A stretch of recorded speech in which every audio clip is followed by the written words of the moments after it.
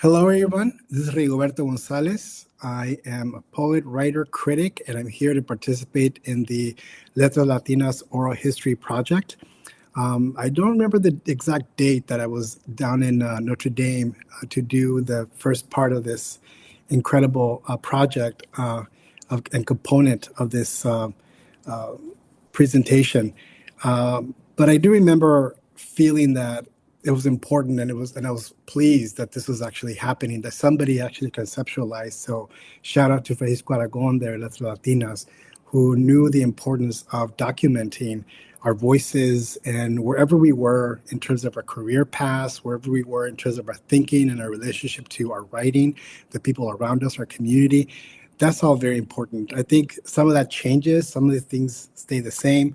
So it's wonderful to have that as an opportunity to, look back and reflect and imagine, oh, okay, this is what I thought then, or I still think that then. That's wonderful.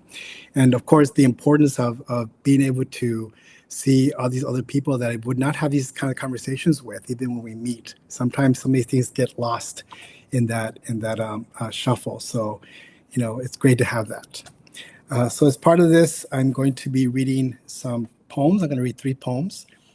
The first one is from my new and selected. It's actually the title poem, and it's titled "To the Boy Who Was Night," and this is inspired by a painting by Tino Rodriguez by the title of "The Small Boy Who Was Night."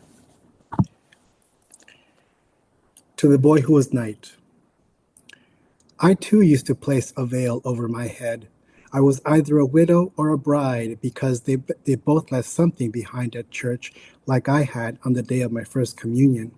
How I envied the girls in their white gowns, the lace of baby cribs that kept out the flies, made me feel so otherworldly, angel-like. But I was taken to the altar unadorned and stripped of my crown. Standing next to a girl in silk gloves, her Cinderella slippers poking out like doves beneath her dress, I felt absent, removed from my true self. When the priest placed the Eucharist in my mouth, he stored a piece of bread on an empty shelf. It remains there, unclaimed and forgotten, like that child at the altar whose heavenly light never reached the spot where he stood. I want to tell you, dear one, that light doesn't only come from above, it also comes from within. I have felt its heat many times. The first when I walked into a field of sunflowers and recognized the beauty of my kin, and when I borrowed mommy's lipstick to plant a ruby kiss on my reflection, and when I draped abuela's white rebozo around my shoulders, how I shuddered, shaking off the cold gaze of ridicule from school. I learned to be as confident as a butterfly, as elegant as a moth, dodging shame by coming out of hiding every day, and then each night. So I'm going to read some very new work, and these poems address something that's not very new in my own situation, and that's my multiple sclerosis diagnosis. I was diagnosed about 15 years ago officially, even though I had been demonstrating symptoms, years before that. And it's taken me a long time to actually write about this. I have no idea why. I think I'm so not used to write about myself in my poetry because I write nonfiction. So that was a step that I actually took with the new and selected. So I felt that it opened a door that still remains open. This poem is called Carnivore.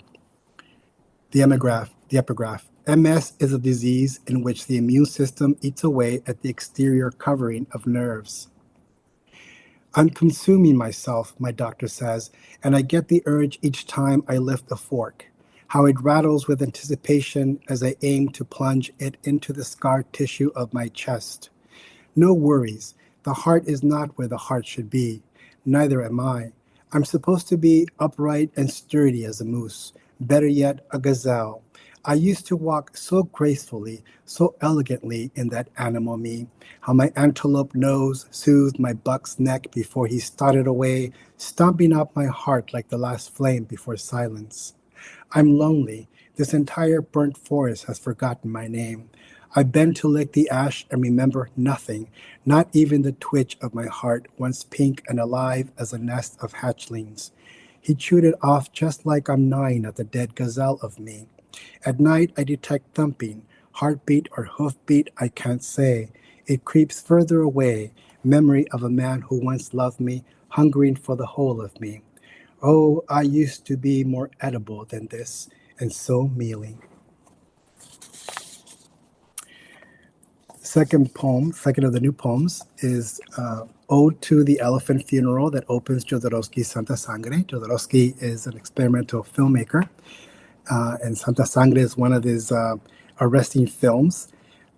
This excerpt that I'm discussing in the poem is actually, you can reach it on YouTube.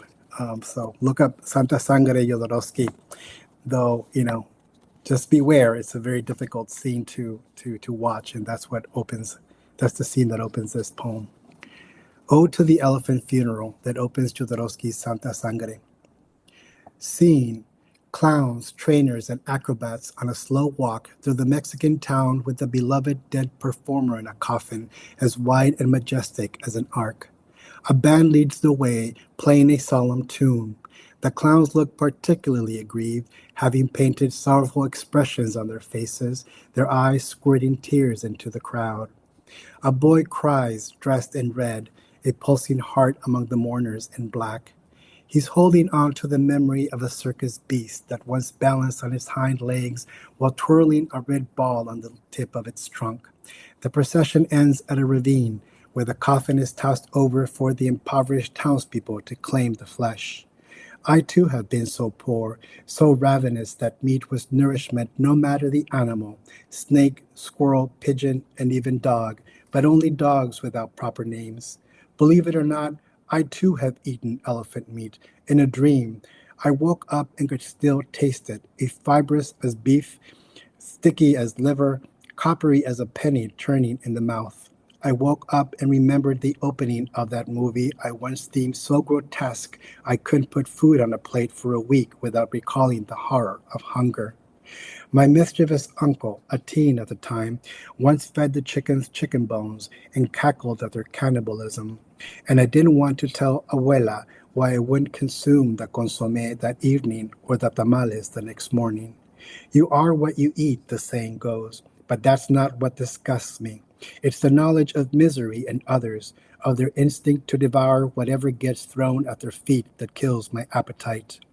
But let's move on, because it's the boy I want to get excuse me. But let's move on, because it's the boy I want to get back to. Boy grief is a special kind of torment because it's so unmanly, a sound yet to be outgrown like baby teeth and that soft belly fat that jiggles at the touch. Embarrassing reminders of a vulnerable self, a state of being that girls inhabit all their lives, but not men. Men who cry are clowns. Boys who widen their jaws like herd cats to howl are trapped in their girl bodies, unable to sprout hair as coarse as the errant strands on a scouring pad. As a boy watching another boy in pain, I saw myself. I too have wept for losses as large as elephants, and have followed the hearse to the graveyard, which is a special kind of dumping ground. Abuela bawled like an ambulance siren, her woman grief on full display as she suffered the death of her child. That boy on the television screen had permission to be public with his emotions, and I envied him for that. I held them back but unleashed them in the privacy of home. I hid them so well, Abuela asked me between sobs, "Aren't you sad about your mother? Don't you know it's her in that box?" Still, I didn't break down, emulating my father, my grandfather, and every other stoic male at the wake. I behaved like a man but longed to be a boy. That boy, perfect teeth, fair skin, circus life, and the freedom to be his fragile self. I was only 12 years old, and already I was tired of being me. Confession. I told one little white lie. The film doesn't start at the funeral, but with the unsightly demise of the elephant bleeding out through its trunk like a fire hose leaking liquid, steaming and thick as lava. During my teenage years, I was more elephant than boy. Thank you very much.